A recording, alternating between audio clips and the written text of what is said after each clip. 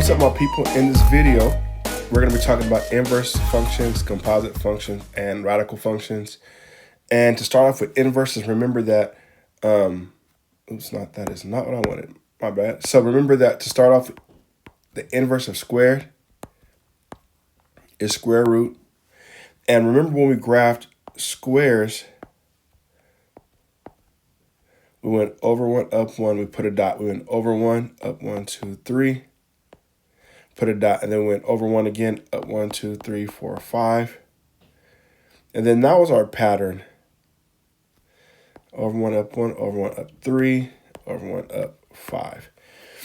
And considering that the square root is the inverse of that, we're going to draw that same picture, but laying down. So over 1, so up 1 over 1, up 1 over 3, up 1 over 5. So your graph will look something like that.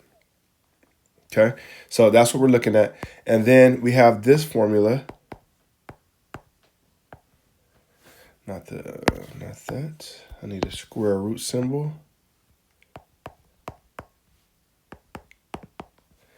And remember that H is your horizontal shift.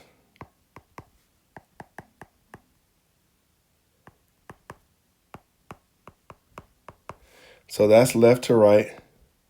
And remember, we do opposite of what's in there. And then our K is our vertical shift.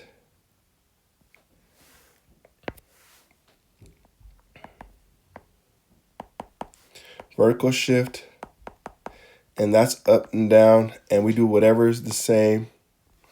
And A does a couple things, but for the purposes of this video and for the purpose of this assignment, A tells us if we have a reflection or not. And we have a reflection if A happens to be a negative number. All right, so let's jump into some questions, and so we can get through this. Here we go. Oh, and we also have to identify our domain and range. So we have to identify our A, H, and our K. So let's identify our vertex. All right, and we're going to also identify our domain and our range. This is number 1. So our H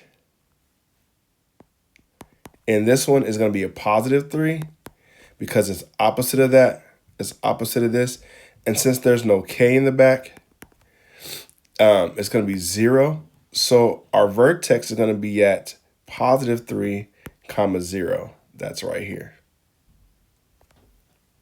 And if you go over the pattern, you go up 1, right 1, put a dot. Up 1, right 3, put a dot. And that is our graph. Okay, now we have to identify our domain and our range. Well, our domain in this case is going to come from, everything's going to come from our vertex. So our domain is going to go from 3 to positive infinity. And our range is going to go from 0 to positive infinity. Okay? All right. That one right there is a horizontal shift. Let's go over here to the next one. We got to identify our A, H, and K. What is our H on this one? What's under the square root symbol with the X? There's nothing under there, so our H is 0. And what is our K? Our K is negative 5, which means that the vertex, we're going to call that, is going to be at 0, comma, negative 5. So 0, negative 5 happens to be down here. And we're going to go up 1 to the right 1, up 1 to the right 3, up 1 to the right 5.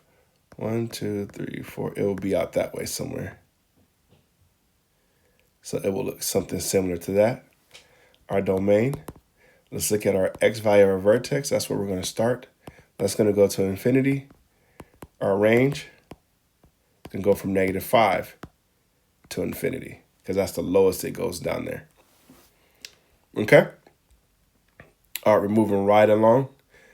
And again, if I'm going fast in this video, feel free to stop it, pause it, go back, rewind it, all that good stuff. All right. So actually right now, I want you to pause the video and see if you can identify your vertex where you're going to graph, and if you can identify the domain in the range. All right, go ahead and pause the video now.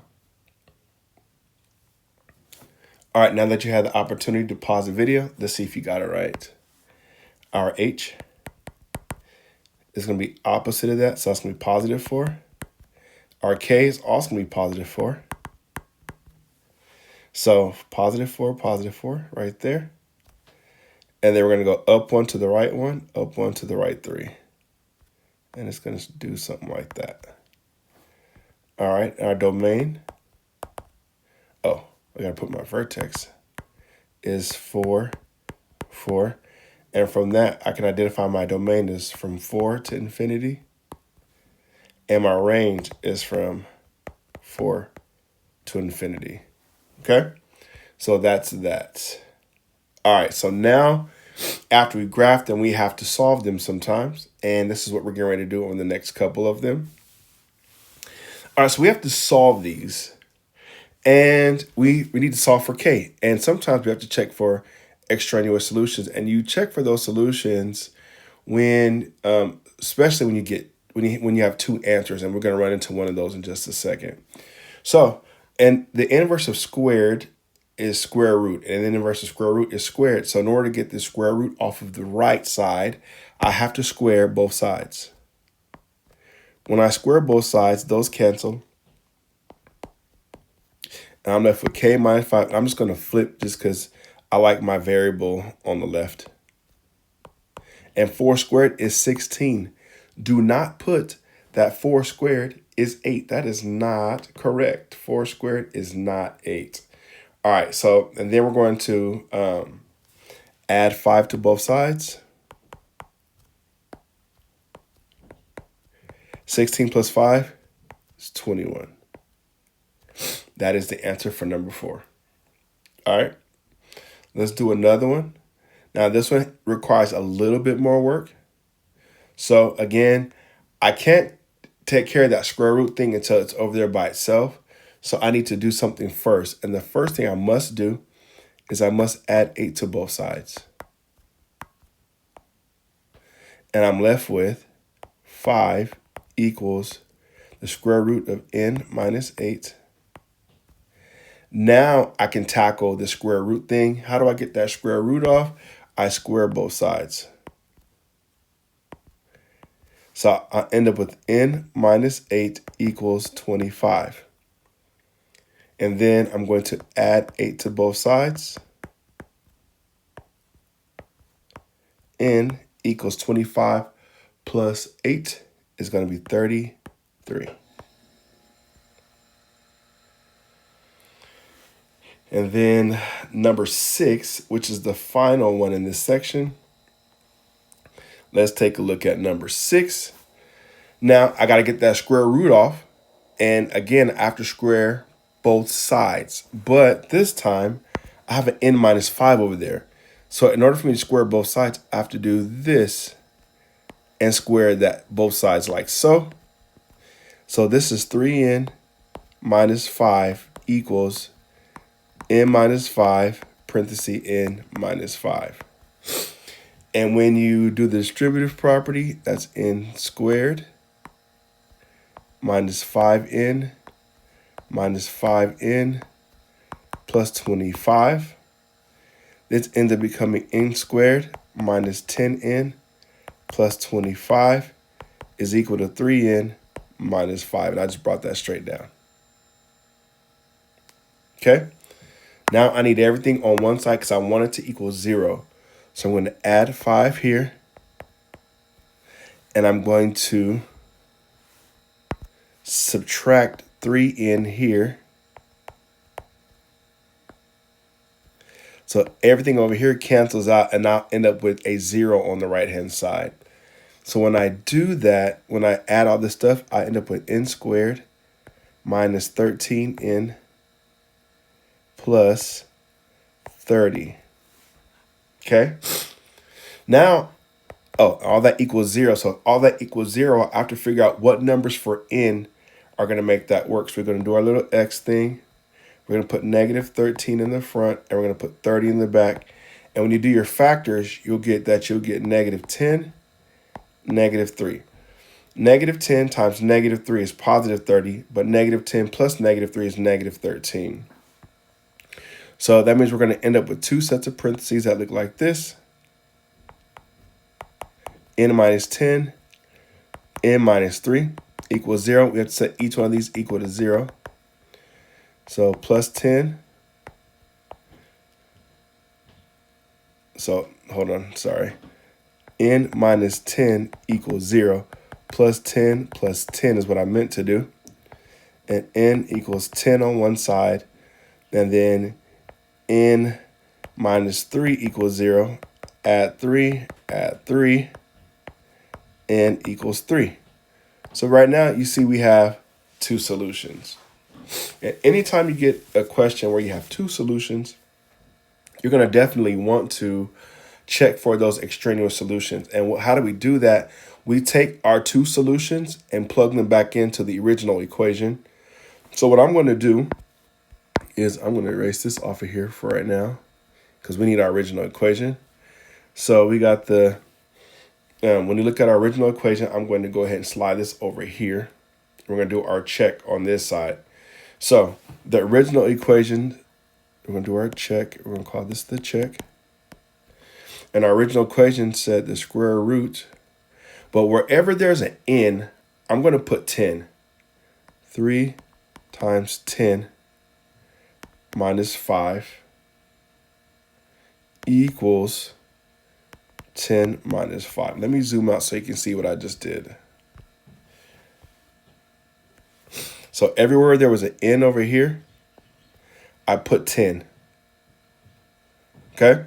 So the square root, 3 times 10 is 30. Minus 5 is 25. Square root of 25 is 5. 10 minus 5 is 5. That works. That's yes. So this was a good one. Okay?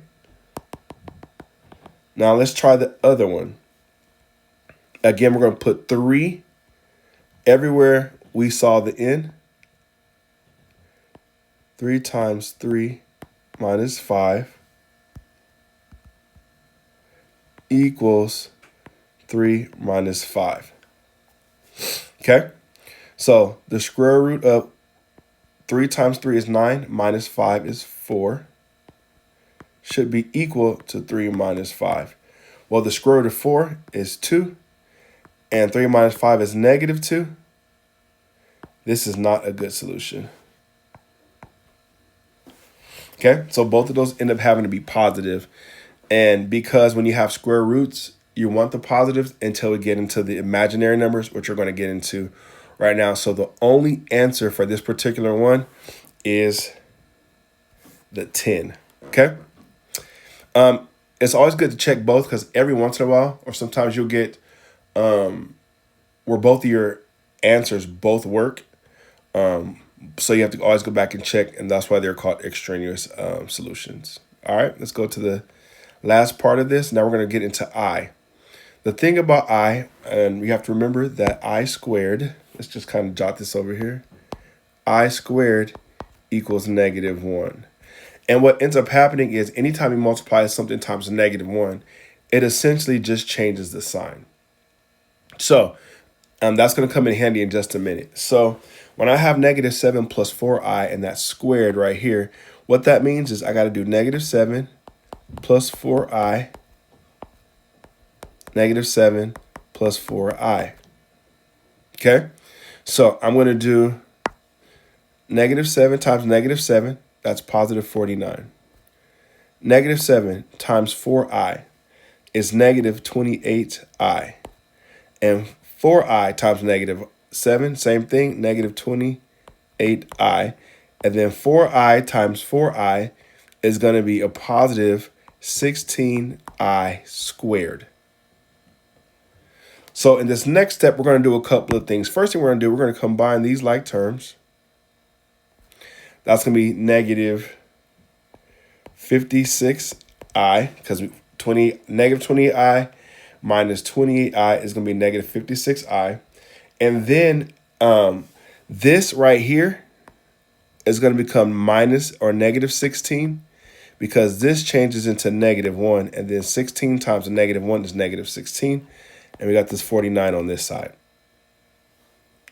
Now, finally, we're going to combine these like terms. I don't want to use purple. I already used purple. Let's go ahead and use this peach color. All right, 49 minus 16 is going to give us 33. And then this is minus 56i. Okay. All right, let's roll to the next one. Let's see. So here, we're going to do, let's see. Let's get some more colors. Let's do this blue. Let's do this hot pink. That looks good to me. Or that green. I don't know. All right. -1 times -3 is a +3. -1 times -2i is a +2i. -8i times -3 is going to be a +24i. And then -8i times -2i, that's going to be a +16i squared. Okay, so let's go ahead and see what's going to end up happening with this. So again, we're going to combine these like terms right here. 2i's plus 24i's is 26i's. And then this right here, remember this is going to turn into a -1. And then 16 times -1 is -16. And I still got this +3 in the front. Well, 3 minus 16 is -13. And then I got this plus 26i. That is the final answer for that one. And we got one more question to do. Don't overthink this one. This one is not as bad as you guys are probably making it to be. So let's take care of this first. So -2 times -2 is a +4. I times I is going to be I squared. And remember, this I squared is going to end up changing this to a -4. Now I have to multiply that times a 6 plus 8i. 4 times 6, -4 times 6 is -24. -4 times 8i is going to be -32i. And that is the final answer. And that is all the examples I have for you for this video, those 9. If you have any questions, see me in class. And you have a good day.